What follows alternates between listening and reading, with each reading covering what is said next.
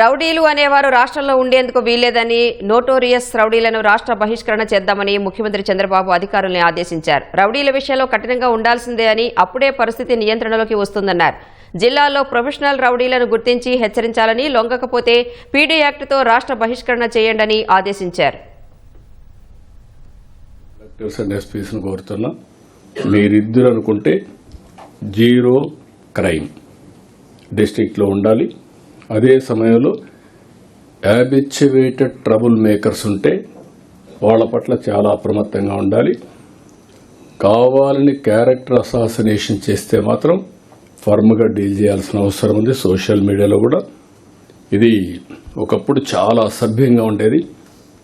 ఈరోజు మేము కూడా ఎన్డీఏలో కూడా ఎవరైనా సరే వాళ్ళ వర్షం చెప్పాలంటే చెప్పచ్చు, కానీ వ్యక్తిగతంగా క్యారెక్టర్ అసాసినేషన్ చేస్తే మాత్రం ఎవరిని మేము ప్రోత్సహించడం లేదు.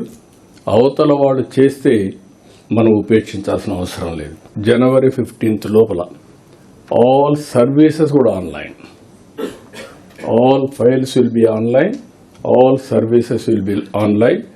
అప్పుడు మనకి ఈజీగా ట్రేసబిలిటీ అన్నీ ఉంటాయి. సాటిస్ఫాక్షన్ లెవెల్ బాగా పెరిగే పరిస్థితి వస్తుంది. ఇది కూడా చేయాల్సిందిగా నేను కోరుకుంటూ, మీరు లా అండ్ ఆర్డర్లో డిటెక్షన్ ఒక వారం చేస్తాం, 15 డేస్లో చేస్తామంటే కరెక్ట్ కాదు. ఎవడైనా తప్పు చేయాలంటే భయపడాలి.